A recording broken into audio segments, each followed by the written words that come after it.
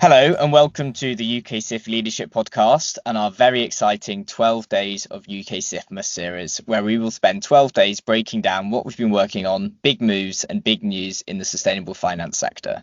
I'm Joe and today I'm joined by Liza for day 10, where we'll be covering 10 pieces of national coverage for the Financing the Future reports.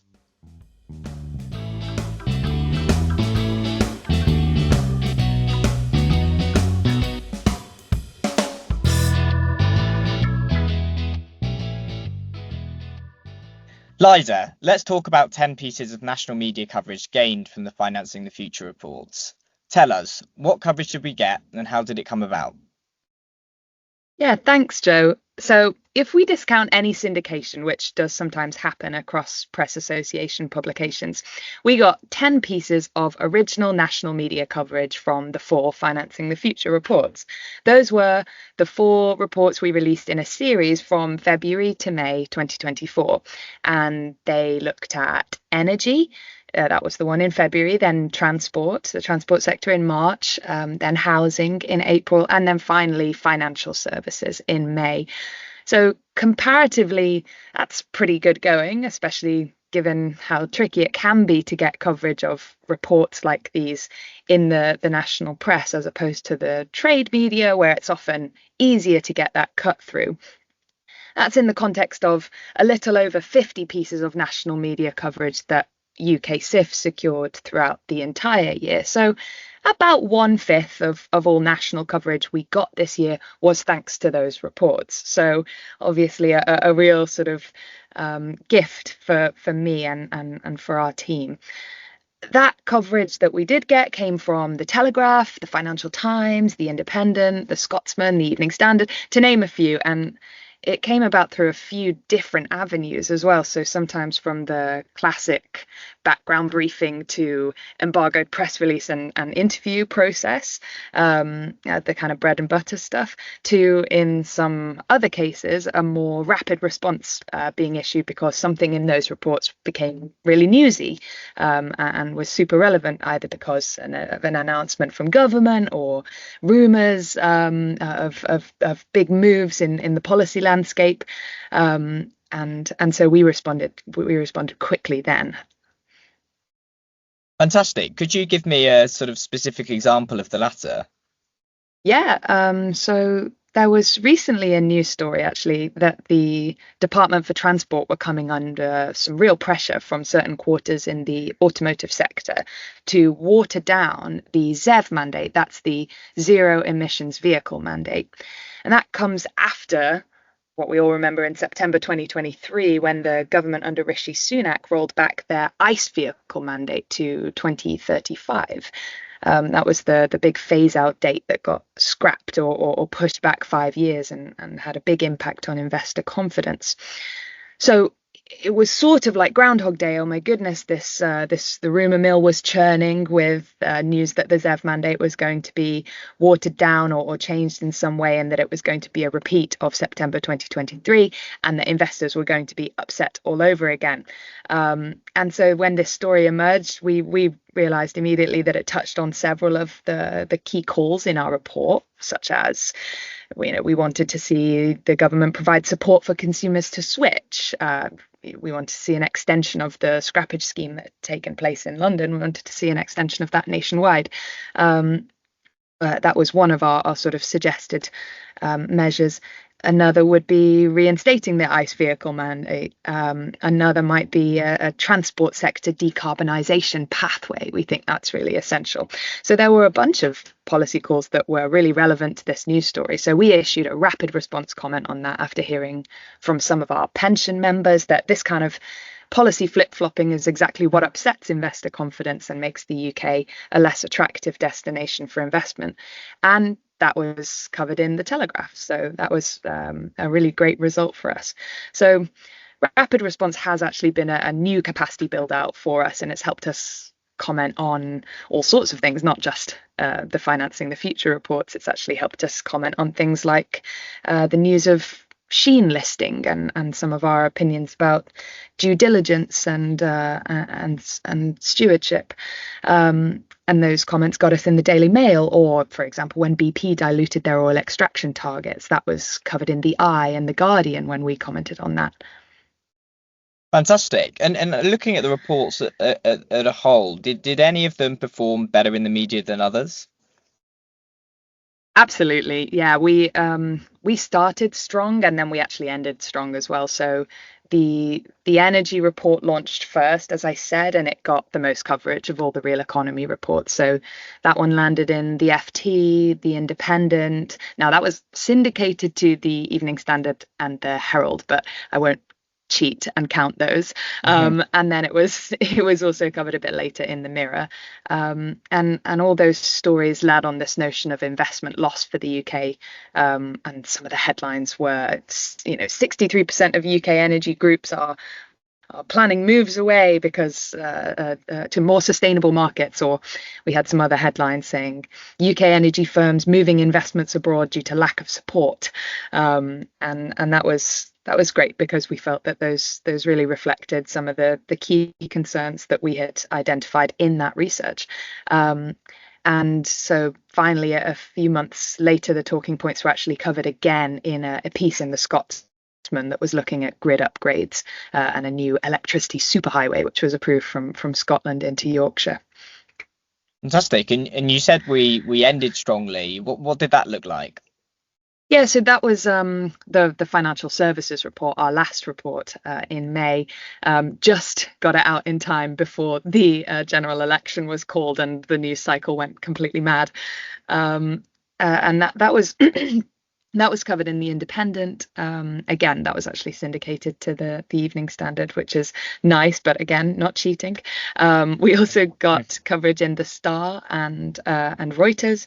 We're also covered in Bloomberg. I was having a debate recently about whether we count that as a national. I'm not entirely sure. Would love to hear from any other comms professionals listening to this, but I haven't included it in the count because I'm staying honest. Brilliant. So it's sort of, to summarize, could you give us a full roundup of the pieces of national coverage we secured? Sure, why not? So, all right, in order, we got the FT, the Independent, the Mirror, Politico, Reuters, the Evening Standard, the Scotsman, the FT again, the Telegraph, and City AM. Now, if you don't think City AM counts as a national, then don't worry, because we actually got another piece of coverage in the Independent, which I had to leave out in order to make this fit into 10 pieces of coverage. Fantastic. Well, it's good to hear just how much coverage our Financing the Future report secured. But obviously that wasn't the only thing that the UKSIF are up to this year. I know there are various other bits of national coverage we secured, and one was about the potential listing in the UK of the sort of fast fashion company Shein. Liza, could you tell us a little bit more about UKSIF's media work on that? Yeah, absolutely. This is a tricky one because it's an area in which UKSIF has a pretty distinctive take. Now, there were rumours that started to swirl around sort of March, April time last year that Shein was looking to list. And this came after they had actually been sort of turned down from listing in the US, and on the US exchanges, and they'd sort of given up. It seemed like they'd had some pushback there, and then sure enough the news started to circle that they were heading over to the UK and considering listing here, much to the delight of many in the UK, because listings on the London Stock Exchange have obviously been way down in the last few years, and that's a problem. It doesn't speak to a kind of healthy, thriving stock exchange, or it doesn't seem to kind of signal the right things about our markets, and that's seen as a problem. So people were very excited that Shein is sort of, I think their valuation is something ridiculous, like 50 billion. They're considering listing in the UK was seen as a great thing, and bankers were sort of rubbing their hands together.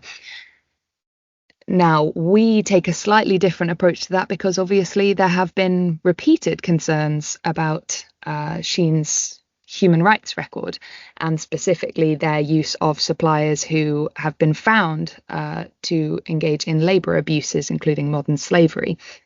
That is found at various points across their supply chain, both in the production of their cotton in Xinjiang and also in their actual production of the clothes themselves in the workshops.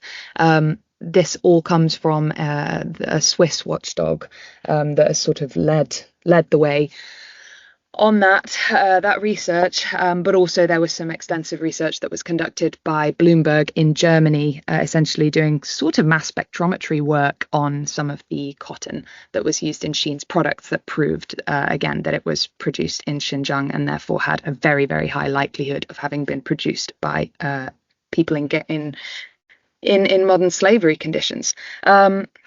So we came out pretty strongly and said, well, listen, this is a really bad idea. Having Shein list in London does not send the right signals about the approach that we take to modern slavery and due diligence.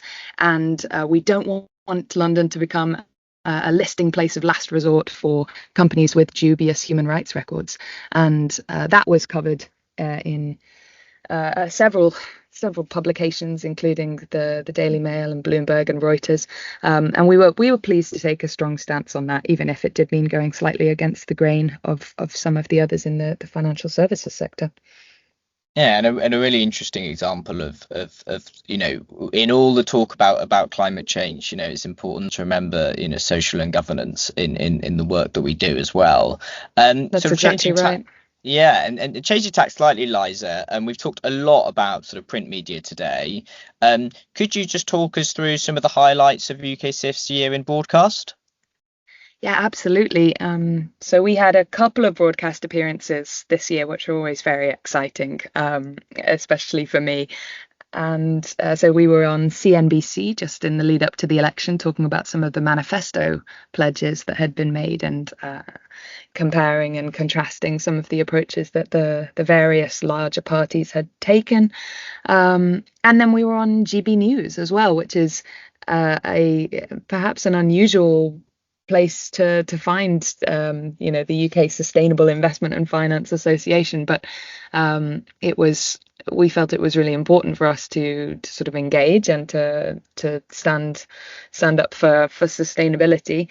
And we were brought on initially to talk about a comment that started circling from, I believe it was a Labour MP, the leaked audio that was in the lead up to the election. You guys have to remember, in the lead up to the election, the news cycle was just in pure mania, and yeah, there was this, if I remember right, leaked recording of a Labour MP saying, "Oh yeah, the transition to net zero is going to cost hundreds of billions," and we got contacted by GB News saying, are you going to come on to the show and answer these charges? And so we went on and said, yeah, absolutely.